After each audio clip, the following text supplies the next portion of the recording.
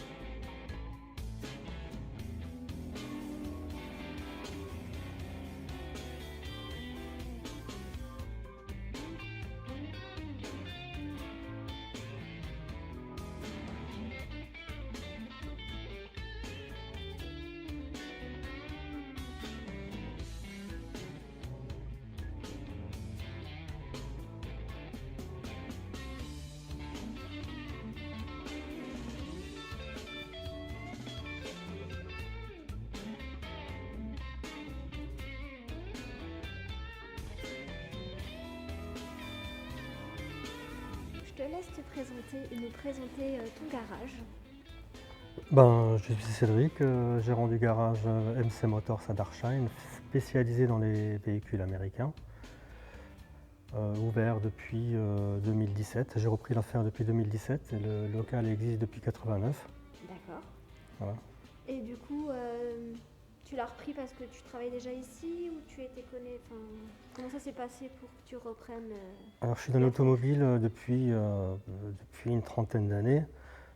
L'occasion s'est présentée de reprendre l'affaire il y a 7 ou 8 ans. J'ai travaillé un peu ici et puis ça me plaisait bien et l'ancien propriétaire m'a proposé de reprendre l'affaire parce qu'il ne pouvait plus gérer l'atelier et l'achat-revente. D'accord, oui, c'est ce qui fait beaucoup pour une seule personne. Ouais. Donc du coup ici on est dans l'atelier niveau restauration. Vous faites quoi exactement comme restauration ici? Alors je fais des restaurations de véhicules anciennes et Youngtimer, D'accord. puisque c'est une Youngtimer.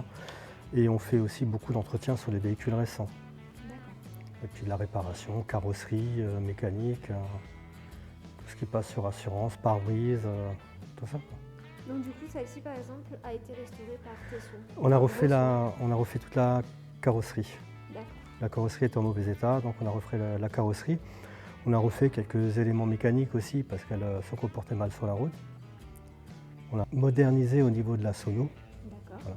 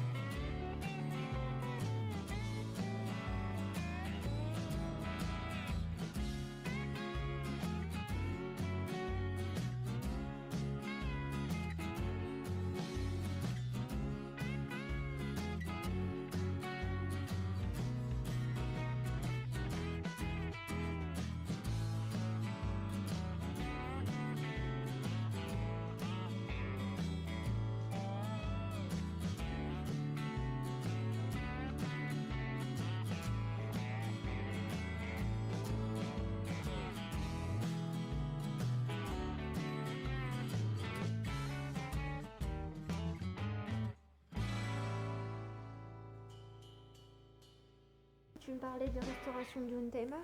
Oui. Dis-nous un peu plus. Alors là, on a une 205 Rallye des années 90 qui est venue dans un premier temps parce qu'elle avait un toit ouvrant que le propriétaire voulait supprimer. D'accord. Donc moi, la meilleure des solutions que j'ai trouvées, c'est de racheter une vieille et de changer complètement le toit. D'accord. Et de là, le propriétaire était super content du boulot.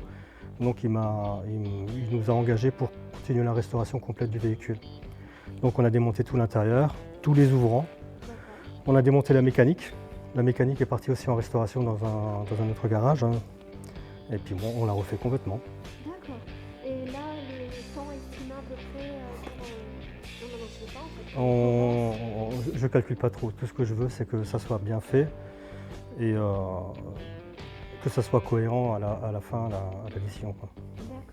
Et là, ça fait tant qu'elle est ici. Elle est là depuis l'automne dernier, depuis fin d'été, début de l'automne. Et à savoir que le propriétaire n'est pas pressé parce qu'à chaque fois que j'ai terminé quelque part, il me demande de refaire autre chose dessus. D'accord. Oui, Donc on a commencé juste avec le toit et puis maintenant on a la réflexion du moteur. Ouais. Oui, non, c'est un beau projet aussi. Oui, Et puis ça doit être un plaisir aussi de travailler sur des voitures rares comme des Mustang. oui, tout à fait. Ben là derrière, il y a la prochaine, après celle-là, ça sera la restauration complète de la Camaro. Là, on est juste en train de voir si on change la caisse ou si on conserve cette caisse. Oui, parce qu'elle a des points de rouille assez. Oui. Enfin, c'est pas les points de rouille, c'est superficiel ça. On la repasse aux mains, elle est de nouveau nickel. Mais c'est surtout qu'elle a été réparée et mal réparée. Au niveau de la lunette, comme on dit. Voilà, oui, les soudures ont été mal faites et tout ça. Oui. D'accord. Et du coup, ce plaisir de travailler sur la mécanique, je pense que c'est pas comparable par rapport à une voiture de chez nous. Niveau sensation, des choses comme ça, plaisir en fait. Bah oui, c'est un peu plus exclusif, les américaines, il y en a beaucoup moins. Alors ce véhicule a eu un problème de pompe à eau. Visiblement, il a été emmené dans un atelier qui ne connaissait pas trop ses moteurs. C'est un moteur de Corvette, qui est similaire au Corvette C4. Donc il y a eu un problème de pompe à eau. Le liquide de refroidissement a coulé sur tout ce qui est allumage. Et donc ça a aussi endommagé la partie allumage. Et donc le garagiste qui s'en occupait, qui n'était pas trop connaisseur, a changé l'allumage, l'a mal remonté et après la voiture était complètement en panne. D'accord. Donc en fait, il a fait un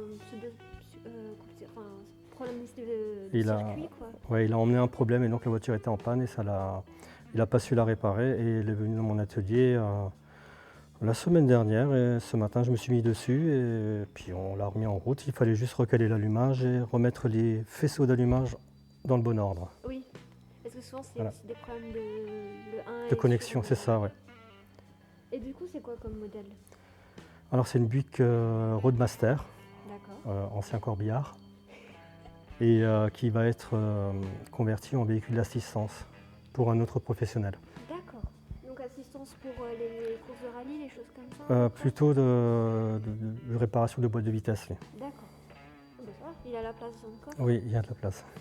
Tu fais tout ce qui est mise en norme? On fait la mise en conformité par rapport aux normes françaises. On modifie les feux arrière.